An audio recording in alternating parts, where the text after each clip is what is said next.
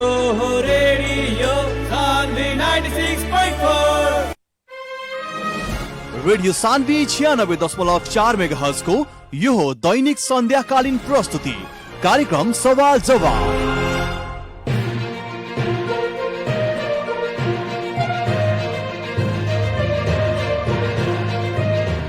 नमस्कार, हार्दिक स्वागत बा रेडियो सान्वी 96.4 मेगाहर्ज के प्रस्तुति कार्यक्रम सवाल जवाब में। कार्यक्रम सवाल जवाब के साथ उपस्थित हो चुकल बानी हम कार्यक्रम प्रस्तोता मुकलेश गदी। सीधा बात, प्रश्न विचार, आम जनता के प्रतिनिधि मूलक आवाज। कार्यक्रम सवाल जवाब मार्फत देश के समसामयिक राजनीतिक घटनाक्रम, विकास निर्माण, शिक्षा, स्वास्थ्य, कृषि, रोजगारी लगायत आम जनता से सरोकार राखे वाला हरेक समय सान्दर्भिक विषय पर बहस और छलफल करने सन। आदरणीय जनसमुदाय, कार्यक्रम सवाल जवाब के आज के बहस और छलफल खास करके अभी देखल जाए तो काल ही जिला समन्वय समिति के निर्वाचन संपन्न भइल बाटे और वो निर्वाचन में नेकपा एमाले और जसपा के पैनल से जो लड़ रहे गठबंधन के आधार पर नेकपा एमाले और जसपा के तरफ से निरंजन शाह सोनार जी के नेतृत्व में 3 सदस्य लोग लड़ रहे। वैसे ही नेकपा एमाले के पूरन कुर्मी जी के नेतृत्व में 4 सदस्य यानी कि 9 सदस्यीय जौन समिति व जिला समन्वय समिति के काल निर्वाचन संपन्न भइल बाटे और जनता समाजवादी पार्टी नेपाल और एमाले के जौन गठबंधन रहे वो गठबंधन काल विजय हासिल कैले बाटे। साथ ही साथ अब हर जनप्रतिनिधि आवे वाला आर्थिक वर्ष 79-80 के अपन अपन पालिका के बजट बनाओ में अब व्यस्त वालो। खास करके 27 और 28 गते 2 दिन प्रशिक्षण जितना भी नवनिर्वाचित जनप्रतिनिधि खास करके पालिका के प्रमुख और उप प्रमुख लोग बाटे वो लोग के ओरिएंटेशन लख यानी कि अभिमुखीकरण कार्यक्रम संपन्न भइल बाटे। अब अपन अपन कार्य क्षेत्र में लागी जनता के जो मैंडेट है ओकरा के आगाड़ी बढ़ाई। लेकिन उससे पहले हमने के आज चर्चा करम सन लोकतांत्रिक समाजवादी पार्टी के अभी के अवस्था, निर्वाचन के बाद के समीक्षा का बाटे लगायत विभिन्न विषय पर आज सवाल जवाब करे के खातिर सहभागी करेले बनी सन लोकतांत्रिक समाजवादी पार्टी पर्सा के अध्यक्ष पुरुषोत्तम लाल झा जी के। और सर्वप्रथम कार्यक्रम सवाल जवाब के आज के बहस और छलफल में स्वागत करे के चाहे पुरुषोत्तम सर, स्वागत बा कार्यक्रम सवाल जवाब में। धन्यवाद। का बा हाल खबर? जी सब ठीक बा। अब जैसे कि स्थानीय निर्वाचन 2079 के जो मत परिणाम के नतीजा आयल, लोसपा पर्सा जिला में ही बहुत कमजोर दिखाई पड़ल। एकर समीक्षा का कैले बानी लगन? पर्सा जिला पहले से ज्यादा सीट ले आयल बा अभी। दूसरे का वो हमनी के अलायंस जो एमाले से भइल रहे जी, एमाले वाला हमनी के धोखा देलक। जौन हमनी के अगर जो रुआ जोड़ी हमनी के कहलक इतने सीट में लड़े के बा, बाकी हमनी के अपना सीट में हमनी लड़न सन ना बुझनी जी। तो ओमे का भइल एमाले वाला एक भी वोट हमनी के ना दिलक। अगर एमाले के 24,000 वोट यानी करी हमनी के 9,500 वोट 9,564 जोड़ी तो हमनी के उमेर में जीत तनी सन। लेकिन जीतते जीतते हार गई लगन काहे? जीतते हार गई नी। रुआ भी महानगर पालिका के उपमेयर के कैंडिडेट रहनी, गठबंधन भी भई ना। हमने अपने का बताओ था नहीं, हमनी के जो सीट के केटी भई रहे नो जो सीट के भई रहे उतने में बोला, बाकी एमाले वाला हमनी के गद्दारी केलक, हमनी के वोट ना दिलक। ऐसे हमनी के हारेगा पड़ल।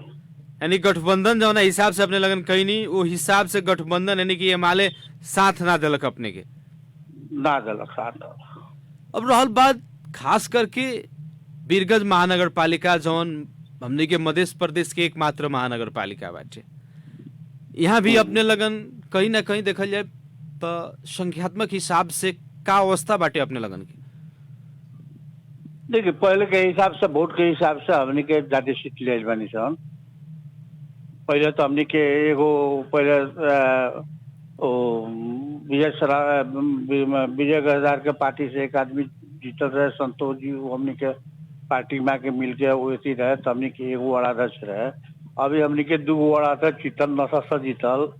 गाँव पालिका के हमने के बिंदवासिनी गाँव पालिका के मेयर हमने के जीतल। वाला अध्यक्ष हमने जीतल, नसर जीतल। ऐसे हमनी के पहले के हिसाब से अभी वोट के परसा जिला में हमनी के ठीक बा, ना बुझनी। लेकिन कमजोर के तो कमजोर बा, ऐसे हमनी का भी संघर्ष करे के अभी स्थिति बा। हमनी के संघर्ष करे के फिर हमनी समीक्षा बैठक कर चुकल बानी सर। एक बार तुरंत हमनी के फिर बैठ के एकरा के हमनी के संगठन के एकरा के बढ़ावे के बा, एकरा के हमें हमनी के लाग। एक और बात, जैसे कि अभी जो फिलहाल में संपन्न भइल जिला समन्वय समिति के निर्वाचन, अपने लगन के तो गठबंधन एमाले से रहे, एमाले छोड़ के जसपा से कलक, अपने लगन कांग्रेस से कलेनी, कारण का?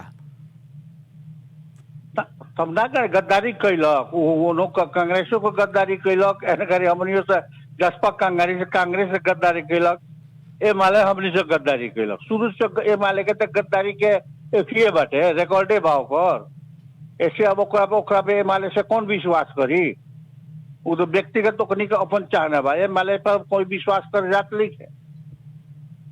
एगो खाली एमाले के धोखा देले से अपने लगन हारगनी की अपने लगन के पास जनमते ना भइल ना अपने के था भाई। हमनी के 32 वार्ड तक ले हमनी कैंडिडेट ना लड़े नहीं सर, जब हमनी की सहमति भई रहे ओकरा अनुसार,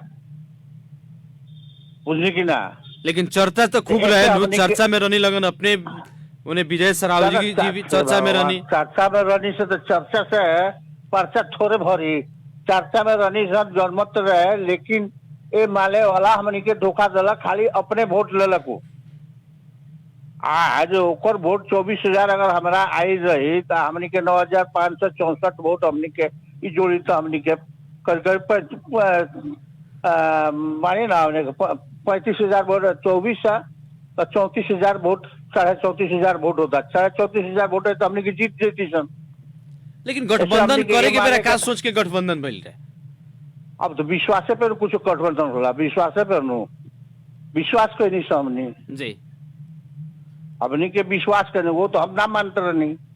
लेकिन अब कुछ व्यक्ति के केंद्रीय सदस्य लोग, कुछ यहाँ के जिला के लोग प्रेशर कैलक हम लोग के। अब तो पार्टी के बात ना मानो तो ठीक ना भइल। हाँ तो हम तो पहले मेयर में लड़े वाला रहनी न, कोई बिना अलायंस के केहू से अपन डायरेक्ट लड़े वाला रहनी। अब विश्वास पर, प्रेशर पर, विश्वास पर हमरा माने के पड़ल। मेयर के कैंडिडेट उप मेयर में गए नहीं, उप मेयर में भी सफलता हासिल होके ना सकल। अपने के पार्टी के कार्यकर्ता लोग से अपने के कितना सपोर्ट मिल? कुछ पार्टी के कार्यकर्ता लोग गद्दारी कैलक, जेमे हमने ओकरा पर कार्रवाई कर चुकल बानी। ओकरा के हमने के पार्टी से निष्कासन करे खातिर हमने के केंद्र में लिखित भेज दिले बानी सन।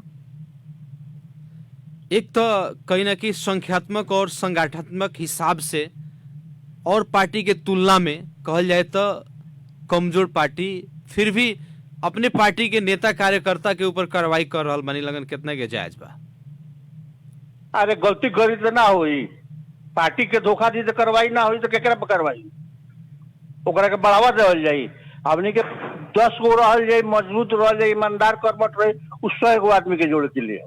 गद्दार के राखल ठीक लिखे नु, गद्दार तो दरभंगा महाराज के खा गई लो, तो पार्टी के सत्यानाश करा के तो उसन के आदमी के राखल जाई।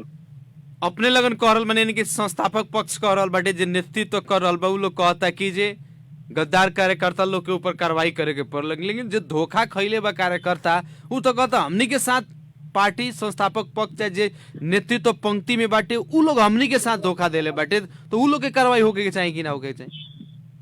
अब ओकर से पूछे कार्रवाई होके के ना चाहिए, जनता रुगल से कहता नु जी, ओकर से पूछे कार्रवाई होके के ना चाहिए। कार्रवाई करवाओ, ओकरा से कथी था ओकरा के धोखा देल बा? राज्य के कनी खानदानी तो पैसा बहुत आदमी के अपने लगे आश्वासन दे के ओकरा के टिकट ना देनी। अब कौना आर्थिक माने बहुत लोग के आश्वासन दे के टिकट ना देनी लगन। सुनी ना, आश्वासन टिकट दे को अपने जानता नहीं ना राजनीति में का होला। कोई के गारंटी होला जो फलने के टिकट मिली, वो टाइम में जेकरा के देखलक वोट मिले वाला पार्टी केंद्र से कम के वो जेकरा के दे दे वाला। मांगे खाली डिमांड तो सब कोई करेला, कुछ आदमी के खानदानी पैसा बा, बुझली की ना। आज अपने देखनी वो टाइम में, एक 5 वर्ष पहले के भी चुनाव में देखनी गद्दारी करे वाला, वो टाइम में गद्दारी कैले रहे। कैले रहे कि ना कैले रहे, उ टाइम में गद्दारी केलक, एहू टाइम में ओकनी उ सबके खानदानी पैसा हो गइल बा, ओकनी के पार्टी से मतलब है, जेने से पैसा आमदनी होई वही पार्टी में वही व्यक्ति से मिल के एकनी पैसा कमाओ के ओकनी एकनी के राजनीतिक से मतलब लेके 5 गो एकनी के वोट लेके खाली एकनी के पैसा चाहिए, पार्टी में जगह चाहिए, निमन जगह चाहिए। ऐसे हम जिला अध्यक्ष बानी, ऐसे सब पर कार्रवाई करे के हम सब लिख के जिला समन्वय समिति से निर्णय करा के इस सब पर कार्रवाई करे के हम भेज चुकल बानी। कार्रवाई करके पार्टी के खाली कर दे के बाटे। अब ऐसे सर कुत्ता बिलार के तो खाली हो जाए तो ठीक बा, ऐसे से कुत्ता बिलार के रखला से बेरखले ठीक बा। माने 10 गो पकुआ खैला से बढ़िया एगो गुलर खाई। तब पकुआ के का मतलब है एकनी के, लेकिन इसके को रहा लगा ना रहा का मतलब बा, खाली मुड़ी गिरा पार्टी में जितना कार्यकर्ता बा। नेताजी अभी जो स्थानीय तय के निर्वाचन संपन्न भइल ख, एकर पार्टीगत हिसाब से आधिकारिक पर्सा जिला में समीक्षा कैनी लगन कि ना कर चुकल बानी सब। समीक्षा के निष्कर्ष का निकल बा एज अ होल पर्सा जिला के बात कर रहल बानी। एज अ होल पर्सा जिला में पहले के अपेक्षा हमनी के अच्छा रिजल्ट बा जी, पहले के अपेक्षा अभी के हमनी के अच्छा रिजल्ट बा ना बुझनी, अच्छा वोट बा, वोट पहले से भी वोट ज्यादा मिलल बा, भले हमनी के जीते के संख्या कम हुई लेकिन पहले से ज्यादा व्यक्ति जीतलो बा, वोट संख्या ज्यादा बा।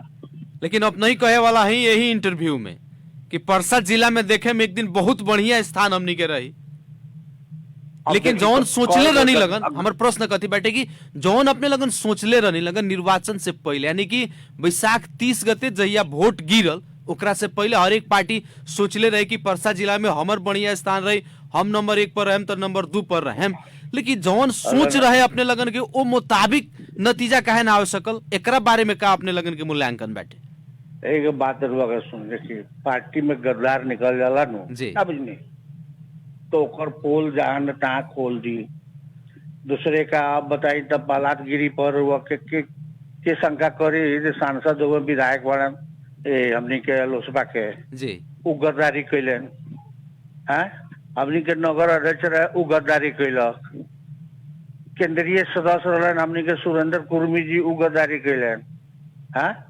अब ऐसा ऐसा कितना आदमी बा अब जब गद्दारी करो कितना करा के नाम वही में अब नामावली देख ले आइए गए फेसबुक में आइयो गए नाम जरा पर हमने कहा सब गद्दारी कैलक, ई सब के पार्टी में रखला से का फायदा? यानी पार्टी के जकरा के पिलर मानल जाते रहे, पार्टी के सहयोगी मानल जाते रहे, नेता मानल जाते रहे, वही लोग से असहयोग, वही लोग से कहीं ना कहीं अंतर्घात भइला के कारण से अवस्था जौन सोचे पहुंची ना आई। तब हमनी के विमल रही बारन, हम कहीं सब नाम लड़ा, मैं अकेले मेयर में लड़ा, कोनो पार्टी से सहमति न प्रेशर करवा के हमनी के एमएलए से मिलवा दिले, एमएलए से मिलवा तो काम कर वो टाइम में कहने एमएलए हमनी के धोखा करता वोट से 3-4 दिन पहले तो है ना, धोखा कर देना नहीं धोखा कर देना कह के भुलौना में रख के धोखा करवा दिले। अब केकरा के हमनी का कही जन भइल तन भइल, अब जन ठीक बा, अब नया सिरा से अपना तरीके से पार्टी गठन करके संगठन तैयार करके हमने आगे फिर दूसरा का इलेक्शन का तैयारी मिला। जिला के नेतृत्व करल बनी लोकतांत्रिक समाजवादी पार्टी के आगामी दिन के खातिर रणनीति का बा, जैसे कि अब तो प्रदेश और संघ के चुनाव भी नजदीक आ रहा बाटे, मिति घोषणा नहीं के भई लेकिन बहुत नजदीक बाटे, करीबी बाटे, काहे कि मंसिर में तो जैसे भी चुनाव करावे के ला चुकल बानी सन जी, एकरा खातिर भी हमने तैयारी में लाग गेल बानी सन, लेकिन तका अलमल में हमने बानी सन, काहे तो कभी होता जसपा से समन्वय करी लोग, कभी होता कांग्रेस से समन्वय करी लोग, ना बुझने जी ऊपर के केंद्र वाला ही अभी धोखा में रख के जा रहा बा। इसमें हमने के अब कुछ दिन में 2-4 दिन में काठमांडू जाके अभी क्लियर करता निशान, हम क्लियर करके आवता निशान थे यहाँ हमने के एकदम भीड़ जाए के बाद प्रत्येक वार्ड में प्रत्येक जिला के कोना में हमने के संगठन का थे। यानी गठबंधन के चलते जैसे कि स्थानीय तक के निर्वाचन में भी कहीं ना कहीं अलमल रहे पार्टी के नेता लोग में, कार्यकर्ता लोग में, वैसा ही आवेला संघ और प्रदेश के चुनाव में भी कौना पार्टी से गठबंधन हुई कह के अभी अन्योलता बाटे। अब स्वतः पर अन्योलता तो बढ़ले बा, लेकिन संगठन विस्तार जैसे कि अपने लगन कहनी कि जे चुनाव के दौरान में स्थानीय तह के निर्वाचन में कि अभी अभी हमनी के पार्टी जैसे जसपा से विभाजन बनी लगन, पार्टी संगठन निर्माण के क्रम में रहनी लगन, बहुत जगह संगठन पूर्ण रूप से विस्तार भी होके ना सक रहे, लेकिन अब संगठन विस्तार के प्रक्रिया के कौना ढंग से आगाड़ी बढ़ाव के सोचले बानी? दादा हमनी के विस्तार में लागल बानी सन, अभी सबके जिम्मेवारी हमनी के जिला भर के जिम्मेवारी व्यक्ति व्यक्ति के देवे जा रहल बानी सन, ना बुझनी जी। ऐसे हमनी के अब जे वार्ड अध्यक्ष जीतल बा ओकर एगो एरिया, जे गांव प्रकार के मेयर में बिंदवासिनी और जीतल बा ओकरा एगो एरिया, जे नगर में जीतल बा हमनी के ओकरा के एरिया, बाकी हमनी के नगर केंद्रीय नेता बा ओकरा के सब चिपा हमनी देवे को बानी सन। अब एक हमनी के माई ना 8 दिन के बाद से शुरू हुई, बीच में हमनी काठमांडू जा रहल बानी सन। हमनी के पार्टी पर्यवेक्षक रमेश पटेल जी, हम शशि कपूर जी, संतोष जी सब जा रहल बानी सन। जाके वहाँ से एक बेर अध्यक्ष से बात करके आई सन, अब बात करके आके यहाँ हमनी के पार्टी के संगठन में फिर जाएगा बा। आगामी दिन में पुरुषोत्तम लाल जी के राजनीतिक यात्रा कहाँ तक जाई, कौना ढंग से आगाड़ी बढ़ी कि उपमेयर में अपने पराजय हो गई, अपने के राजनीतिक यात्रा स्टॉप हो गई? स्टॉप लिखा भइल, देखी राजनीतिक में कभी हार कभी जीत होला, स्टॉप लिखा भइल राजनीतिक यात्रा। राजनीतिक और सक्रिय हो गई, अब अपना बल बुता पर हो गई, ना बुझनी? यानी कि पहले जो दरम भरम रहलक अब सब खत्म हो गई। हाँ, अब जौन बात अपना एथी पर लड़े के बाद बुझनी की ना। अब हमनी के अब कैंडिडेट कहीं भी समझौता हो तो कैंडिडेट हमनी के फलना जगह मत द, चिल्ला जगह ना, तो उ सब लेके हमनी कैंडिडेट रही पर तू अपन मत दे। एगो बात बताई, अपने अनुभवी नेता बानी, खास करके अभी जौन नेपाल के राजनीति में पछिलका संदर्भ में देखल गई ख, कभी इनकरा से गठबंधन तो कभी उनकरा से गठबंधन, कभी इनकरा के तोड़ के कभी उनकरा में जाई, ई जौन प्रवृत्ति के भी विकास हो रहल बाटे, इससे राजनीति में का मैसेज जा रहल बाटे? बढ़िया मैसेज जा रहल बाटे? देखिए ये मैसेज के चलते काठमांडू में बैलेंस आ जीतल और एक दो जगह में स्वतंत्र उम्मीदवार जीतल जी, ना बुझने। एकर आ रहल बा, एकर फायदा गुण अब गुण दिखाई दे रहल बा। अभी जौन अपन में अलायंस जब कर लड़ता लोग नु, एकर गुण अवगुण दिखाई दे रहल बा, जनता एकरा के समझ रहल बा। अब जनता यही के लड़ी लोग तो जनता एकर जवाब दिया केंद्रीय स्तर के जे नेता बाटे अपन बेटी जिताओ के खातिर, अपन बेटा जिताओ के खातिर, अपन मेहरारू जिताओ के खातिर कोनो भी हरेक पार्टी में बा, कोनो पार्टी उ लेके हरेक पार्टी में बा। एगो हमनी के पार्टी लोकतांत्रिक समाजवादी छोड़ के बाकी सब में बा। लोकतांत्रिक समाजवादी पार्टी में नहीं के वैसन किस्म के गतिविधि ना, वैसन गतिविधि लेके आवे वाला चुनाव के खातिर अपने लगन के जैसे कि संघ और प्रदेश के कैंडिडेट सब कहीं ना कहीं बेहतरी मनसाय से तो तैयारी होत हुई का बा? चारों क्षेत्र में अपने लगन के लोग लड़ी की केगा बाटे आपकी? हाँ, हमनी के को जगह ना छोड़न से सब जगह लड़न से तैयारी शुरू बा। वही विषय में हमनी के काठमांडू एक बेर जाता नहीं सन जी। अब अध्यक्ष जी से बात करे एक बेर, जो हमनी की तैयारी हैंगे सोचाई बा। एमे अगर वो हस्तक्षेप करम तो हमनी के बैक हो जाए सन, स्पष्ट कह के ही बात करम सन। अब तो चुनाव और आ गई स्थानीय तह के, अब विधायक सांसद के बानो जी, सांसद विधायक के चुनाव बा, लेकिन अभी आम जनता के और खास करके देखल जाए तो हमनी के अभी परसा जिला के बात कही जाए तो कृषि प्रधान देश है नेपाल है, और खास करके हमनी के परसा जिला में अधिकतर लोग कृषि पर आधारित ही बाटे, किसान लोग ही बाटे। अभी मल के अभाव भइल बाटे, मल पर्याप्त मात्रा में मिलत नहीं के, कोनो पार्टी एकरा प्रति आवाज नहीं के उठाओ जोड़ तोड़ के साथ में। लोकतांत्रिक समाजवादी पार्टी परसा के अध्यक्ष पुरुषोत्तम लाल जी के एकरा प्रति धारणा का बाटे? देखिए सबसे बड़का तक हमनी के नेपाल में कृषि प्रधान देश है जी।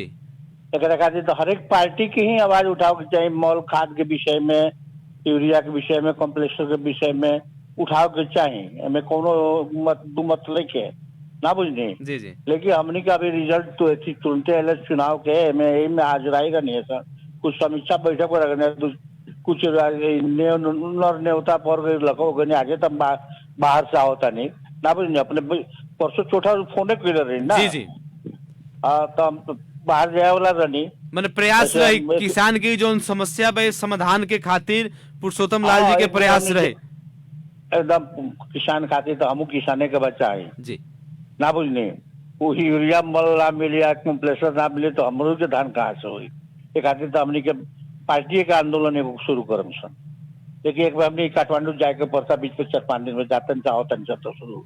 एक और बात बड़ा चर्चा में आयल रहे अपने ही के पार्टी के नेता विमल श्रीवास्तव जी कहनी कि अभी के जौन आर्थिक वर्ष 79 और 80 के बजट प्रस्तुत भइल ख अर्थ मंत्री जी कहनी कि जे बीरगंज के चीनी मिल कारखाना जौन बाटे एकरा के संचालन कइल जाए तो आगे का दावेदारी देनी कि यदि संचालन होता तो हमार चल अचल संपत्ति जितना बा हम नेपाल सरकार के देते हैं अपने के का लागत है चल अचल संपत्ति उल्लेखन कहला बीरगंज में हमार घर बा उ हम घर बेच के जितना पैसा आई देम काहे कहला मैंने का वहां के घर बेच सकता नहीं एगो बात देखी वचनम की न दरे देता हम सब कोई जानता है जी नेपाल सरकार से बीरगंज चीनी में लेकर बने जात वो जनता के एगो लॉलीपॉप दिखाओ ता लोग जो हम भाई बना दे भाई बना दे और क्या वो पावर बाजन के आई रहे कृषि मंत्री भी आई रहे उद्योग वाणिज्य संघ में अर्थ मंत्री जी आई नहीं जनार्दन शर्मा अर्थ मंत्री जी आए उनका पावर बना दे का लेकिन घोषणा तो भइल बाटे जितना भी सरकारी उद्योग धंधा बंद भइल बाटे ओकरा के चलावे के जेमे बीरगंज चीनी कारखाना भी पड़ल बाटे ते ई लॉलीपॉप हुए ई सब लॉलीपॉप है इस बुझनी की ना तो वही से कहल है एहू चलते तो बना दी ऐसे तो वचनम की ना दे इतना अगर कहते नहीं वहू लोग में और बड़ा जिला के 4 नंबर क्षेत्र के भी सांसद कहले हम चल अचल संपत्ति अपन सब दे दे एकमाल मियां जी कहले रहनी जी एकमाल मियां जी कहले रहनी तो वहू से तो बनाओ सन ना वो अब तब वो डिमांड कर सकता लोग की ना लेकिन वो लोग बुझता ये बनिया से ना खाली जनता के लॉलीपॉप दिखाओ तारा सो काहे कि वोट आ गेल बट उपाय करता रह वोट तो आवत अब तो जनता के वोट लेवे के पड़ी तो कुछ ना कुछ तो लॉलीपॉप चाहिए ठगता रह बोल के झूठो के कैसे को अदल तो कौन बजा के ले यहू लोग पर तो वो लोग बनाओ अगर कोई सरकार बना देता तो देवे के पड़ी तो देवे के पड़ी ना हम सब जनता बिना तू कहले बैठा थी लेकिन जब वो बनेबे ना करे ये लोग सब खाना मुंह से मांगे रहो कुछ तो शुरू करो शुरुआत करो ना ये लोग से लेते नहीं सब यानी कि अभी के जोन आर्थिक वर्ष बाद देखल जाए तो खास करके चुनाव में ही बाटे सरकार भी चुनाव लक्षित ही बजट ले आई बाटे जेकरा तहत जनता के लॉलीपॉप दिखाओ के खातिर खास करके परसावासी के चीनी मिल संचालन करके कह के जौन घोषणा कैले बड़ी लॉलीपॉप मात्र ही बाटे एकदम लॉलीपॉप समझदार जे जनता बा सब बुझता चीनी मिल के पार्ट के नोटबोर्ड खोला के चल गई बा सब चोरी होकर बेच रहा बा वही में कर्मचारी अच्छा ये नेताजी इस संभव बा कि ना बीरगंज के चीनी मिल अगर संचालन करे के चाहता सरकार तो संभव बा कि ना बा होके सकी कि ना अगर करी तो होई लेकिन ना करी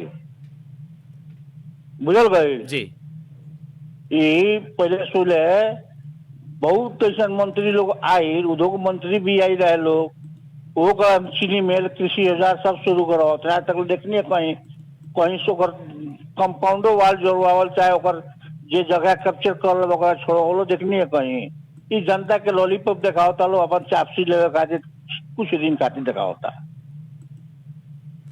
नेताजी हमने के भी कार्यक्रम के अंत पे बानी सन और खास करके अभी जे भी अपने के पार्टी से निर्वाचित जनप्रतिनिधि लोग बा चाहे वड़ा अध्यक्ष पालिका अध्यक्ष वड़ा सदस्य जी लोग बाटे वहां लोग से अपने के विशेष आग्रह का रहे